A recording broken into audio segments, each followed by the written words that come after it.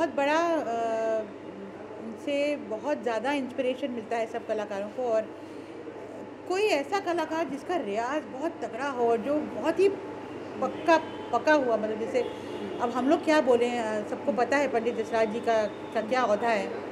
ऐसे ही कलाकार इतने समय तक गा सकते हैं, मतलब अदरवाइज़ अगर आपका के रियाज़ में वो बात ना हो तो 89 की एज तक गाना कुछ बड़ा मुश्किल काम है। और वो तो क्लासिकल, पूरा जो क्लासिकल है उनकी गायकी, तो कितने कितने पक्के कलाकार हैं ये हमें पता चलता है कि 89 की एज में भी वो कॉन्सर्ट्स कर रहे हैं, कॉन्फ्रेंसेस कर रहे हैं। बस 90 साल के होने वाले हैं। तो हैट्स ऑफ टू हिम। और हम सब तो उनके बहुत कायल हैं, उनके बच्चे हैं, उनसे इंस्पिरेशन लेते हैं, उनका आशीर्वाद चाहते हैं ज़िंदगी में। और उनका इतना भी हमें उनसे थोड़ा मिल जाए कुछ गुण या कुछ सीख, तो वो हमारे लिए बहुत बड़ी बात है। आप बताना चाहेंगे कि उनकी विशेष कंपोजिशन जो मतलब बहुत प्रभावित करती हो, आपके म्यूज़िक में भी कहीं आपको कहीं इंस्पायर की गई? बिल्कुल, देखिए हम तो सीखे ही उनसे हैं। मैं तो भतीजा हूँ, जैसा आप जानते हैं। मेरे फादर चाचा जी के बड़े भाई हैं, तो हम एक ही फैमिली से हैं। और जो आज जो बच्चे गा रहे थे वो हमने भी बचपन में सीखा है वही। तो इंस्पिरेशन तो बहुत उनसे हमेशा ही रहा है। वो हमारे फैमिली के पिलर हैं। और आप देखिए 90 साल के होने जा रहे हैं वो, और अभी तक वो गाते हैं। और मुझे लगता है कि यही एक चीज़ है जो वो करते रहते हैं, यहाँ से वहाँ जाते हैं, काम करते रहते हैं। इसी चीज़ से उनको खुशी मिलती है और उनका जीवन आगे बढ़ता है। तो हम तो यही प्रार्थना करते हैं कि वो हमेशा हमको गाते हुए ही दिखें और हंसते हुए दिखें, और हमेशा उनसे सीखने का मौका मिले। मैं तो अपने आप को बहुत भाग्यशाली मानता हूँ। मुझे उनको गवाने का भी कई बार मौका मिला है। हालांकि वो गाते नहीं हैं, मगर मैं जब जाता हूँ तो ऐसे ऐसे करके गा ही देते हैं मेरे लिए। और बहुत अब मैं ये कहूँगा कि इस समय ये एक वाहिद अपने हिसाब के एक ही इंसान है पूरी दुनिया में, और इनके लेवल का आर्टिस्ट अब नहीं है। सब जो थे बहुत महान, जो हमारे थे रविशंकर वगैरह बड़े बड़े कलाकार थे, वो सब ख़त्म हो गए। तो हमारा बड़ा सौभाग्य है कि आज हमको उनको देखने का यश प्राप्त हो रहा है। और बहुत प्रार्थना है उनसे कि भगवान उनको आयुष्मान रखे। धरोहर है हमारे भारतीय संस्कृति, भारतीय म्यूज़िक, भारतीय संगीत की धरोहर है जी। Thank you so very much. और सारी ज़िंदगी इन्होंने डेडिकेट करी है अपने म्यूज़िक को। जी। और इतने सिंपल सादे इंसान हैं, बहुत ही सिंपल इंसान है, लेकिन जितने वो सादे इंसान है उतनी ही बड़ी उनकी गायकी है। तो ये एक बहुत उच्च कोटि के कलाकार ही इस तरह के होते हैं, जो विनम्र होते हैं, लेकिन उनकी कला बहुत बड़ी होती है। Thank you so much.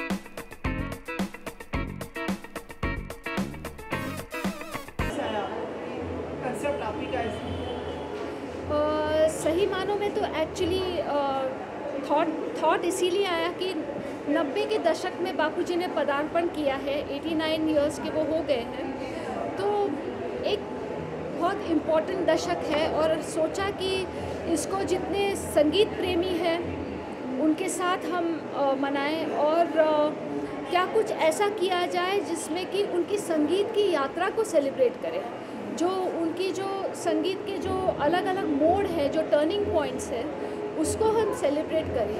तो इस उनकी खुद की जो एक ऑटोबायोग्राफिकल म्यूज़िकल इवेंट है जहाँ पर वही सूत्रधार है और वो संगीत की यात्रा से लोगों को अपनी अपनी बातें बता रहे हैं। तो ये बात डॉक्टर जी, पंडित जी का होना मतलब हमारे लिए एक धरोहर है और न सिर्फ संगीत बल्कि उनका जीवन ही हमारे लिए काफ़ी प्रेरणादायक है।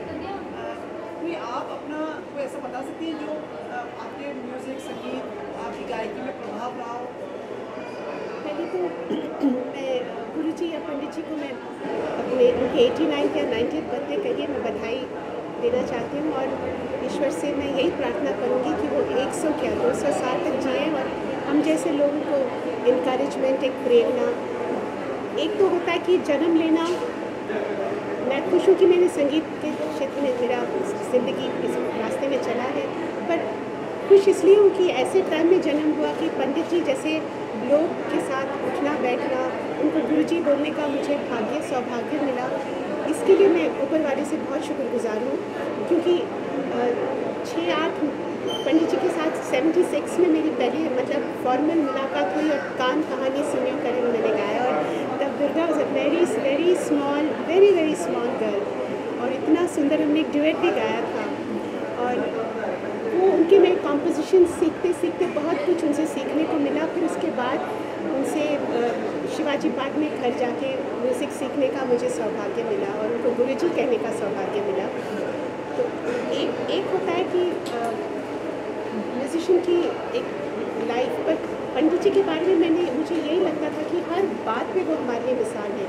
जिस तरह से एक उनका पर्सनालिटी, जो प्लेजेंट पर्सनालिटी, उनका एब्सोल्युटली ग्रेट सिंगिंग, उनका बातचीत करने का ढंग, उनकी बहुत प्यारा मुस्कुराहट, हर चीज़ से वो मतलब हम I think we were all absolutely मतलब उनको देखते रहते थे और we were absolutely fascinated by him, by his music, by his personality. और सबसे फॉरमोस्ट मैं ये कहूँगी कि वो 90 ईयर्स, 100 ईयर्स, 150 ईयर्स जितने साल वो गाएंगे, उनका म्यूज़िक में एक ऐसी चीज़ है जो स्पिरिचुअलिटी है। जब तक म्यूजिशियन के अंदर स्पिरिचुअलिटी हो, वो सिंगिंग कुछ म्यूज़िक से भी मुझे लगता है म्यूज़िक से भी ऊपर वो बात है जो पंडित जी के अंदर है, एक स्पिरिचुअलिटी है। And I think I am fascinated by the spirituality in his singing. I find every note makes me think of God, and for me those are the musicians who stay foremost alive in my heart, people who make me think of good things, people who make me think of the right path in life, people whose music takes me closer to God. And I'm fortunate that I've had just a few moments of my life with him, and I'm fortunate that I've had that and grateful to God for that, and all my blessings to him, his family, and may they live to be 100 years too and continue with his great tradition of music. Thank you so very much. Thank you very much. Oh God, very bad throat I have. जी। Sir, आप पहले इस event के बारे में क्या कहना चाहेंगे? इस इवेंट के बारे में क्या कहना चाहेंगे? ये तो हर साल होता है और हर साल होना चाहिए और बहुत बरसों तक होते रहना चाहिए। पंडित जी जो है वो एक महान संगीतकार, गायक तो है ही हैं। मैं समझता हूँ हिंदुस्तान की जो हमारा संस्कृति है, हमारे जो सभ्यता है, हमारी जो परंपरा है, उसके जो बड़े ऊंचे मीनार हैं, लाइट हाउसेस हैं, उनमें से एक। और हम सब के सब जो हैं उनसे मोहब्बत भी करते हैं, उनका आदर भी करते हैं और उनके चाहने वाले भी हैं।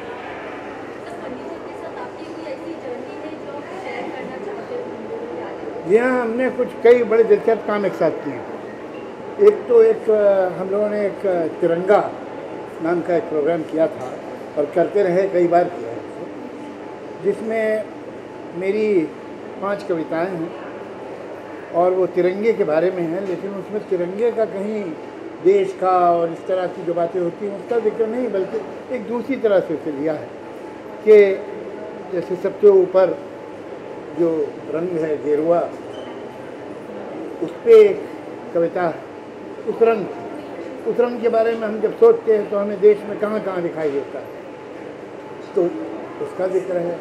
फिर एक कविता है सफ़ेद पे, फिर एक कविता है हरे रंग पे, फिर एक कविता है चक्र पे।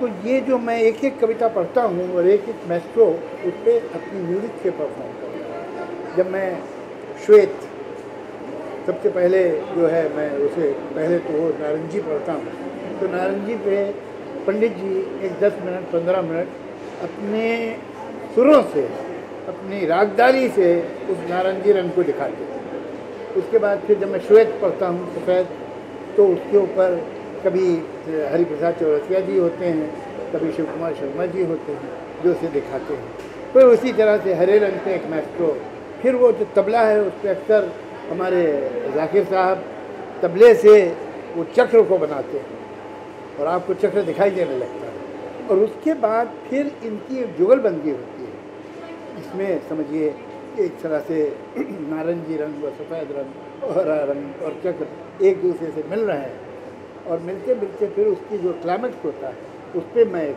कविता जिसमें ये सारे सिंबल्स को जोड़ के वो कविता बनी।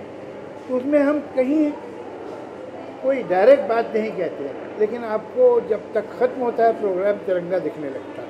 तो एक तो ये प्रोग्राम था, और एक और हमने किया था कुछ लोगों के लिए, एक टैगोर का एंथम जो साइंस एंथम उन्होंने लिखा था, उसे मैंने हिंदी में ट्रांसलेट किया था उसी ट्यून पे जिसमें वो गाया जाता है बंगला में, और उसको पंडित जी ने गाया था।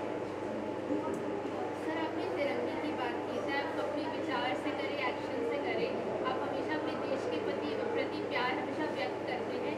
लेकिन कुछ दिन पहले कंगना रनौत जी ने आपके और शबाना जी के लिए बोला था कि जो पाकिस्तान में आप इवेंट करने जाने वाले थे, उस पर एक तरह से उन्होंने उंगली उठाई थी कि ज़रूरत क्या थी कि जब पता है कि पाकिस्तान हमारे साथ ऐसे करता है, और उन्होंने कहीं ना कहीं आपकी निंदा की। तो उसके बारे में आप क्या कहेंगे? अरे देखिए, आप फिर भी करें, कुछ लोग निंदा आपकी करेंगे, उसकी आप फिक्र न कीजिए। लेकिन ये कि वो एक दूसरा समय था, और उससे पहले हमारी ट्रेड भी बहुत होती है। अभी टमाटर तो अब बंद हुए ना, बहुत सारी बिजनेस भी साथ में होते हैं। यहाँ एम्बेसी है और वहाँ एम्बेसी है, तो अब आप इस पर ऑब्जेक्शन नहीं करती, ये एम्बेसी क्यों रखा हुआ है, ये काउंसलेट क्यों है, ये ट्रेड क्यों हो रही है, ये सिर्फ शो बिजनेस पे इतना नजला क्यों गिरता है। और सबसे पहले शो बिजनेस ही रिएक्ट करता है, हम ही लोग सबसे पहले पीछे हटते हैं। जो म्यूज़िक के लोग हैं, ड्रामा के लोग हैं, थिएटर के लोग हैं, फिल्मों के लोग हैं, हम तो फ़ौरन रिएक्ट कर देते हैं। लेकिन बाकी तो जो बिजनेस बंद होते होते तो वक्त लगता है कि नहीं। सर, गली बॉय में आपका जो आपने लाइन लिखी, अपना टाइम आएगा, वो हर जगह छा गया है। आपने कहने का यूथ से भी कनेक्ट कर लिया है। आप कुछ मेरे बचपन के बारे में भी सवाल करेंगे भी या नहीं, तो पूछ रहा हूँ। इतने सारे सवाल कर रही है, तो चाइल्डहुड के बारे में, कहाँ बचपन मेरा गुजरा, कैसे गुजरा, ये भी टॉपिक इंटरेस्टिंग नहीं। अपना टाइम आएगा तो बचपन थैंक यू वेरी मच। लेकिन आज एक ख़ास ओकेजन है, आज जो सवाल है वो इसके बारे में कीजिए। होली आने वाला है, आप अपने अंदाज में होली विश कर दीजिए। होली आने वाला है, हम लोग के घर में तो बहुत बड़े पैमाने पे होली होती है। जानकी कुटीर में जो बिल्कुल सामने है पृथ्वी थिएटर के, वहाँ पर कैफी साहब का घर है, और अब तो वहाँ कोई रहता नहीं है भी, लेकिन बहरहाल वहाँ पर ये सारे जो बड़े फंक्शन होते हैं वहीं होते हैं। और अभी 21 तारीख को वहाँ बहुत बड़ी होली है, सब लोग आएंगे, आप लोग भी आइए। हैं ये मुझे पता नहीं क्यों, जैसे हैप्पी दिवाली या हैप्पी क्रिसमस या हैप्पी ईद तक तो ठीक लगता है, लेकिन हैप्पी होली जो है वो बड़ा टिमिड लगता है। हैप्पी होली नहीं, होली है बोलते हैं। हैप्पी होली तो ऐसा लगता है शर्मा के कुछ एक चुटकी रंग बसंत में दिया है, इसमें थोड़ी सी वाइल्डनेस चाहिए, है कि नहीं।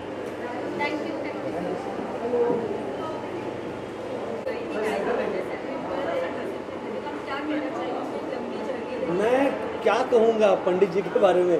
ये सारे जो है वो ये हिमालय हैं, और आज इन्हें देखने को मिल रहा है, इन्हें छूने को मिल रहा है, इन्हें सुनने को मिल रहा है। इससे बड़ा सौभाग्य और क्या हो सकता है। दरअसल मेरा और जसराज परिवार का जो संबंध है वो आज से 32 साल पुराना है। 1986, 85, 32-33 साल पुराना। मैं एक सीरियल करता था कॉल्ड फास्टर फेणे, जिसको प्रोड्यूस करती थी मधुरा जसराज जी, पंडित जी की बीवी। तो उस ज़माने में घर पे आना जाना होता था और तब पंडित जी को ऐसे उनका रियाज सुनने का मौका मिला और आज इतने सालों बाद फिर एक बार उन्हें मिला और उन्होंने पहचाना मुझे, ये मेरे लिए बहुत बड़ी बात है। तो मैं बस यही कहना चाहूँगा कि उनके इस जन्मदिन के अवसर पर मैं उनको ढेर सारी बधाई देता हूँ और उन्हें उत्तम स्वास्थ्य मिले और बस उनकी आयु बढ़े। जय हिंद। Thank you.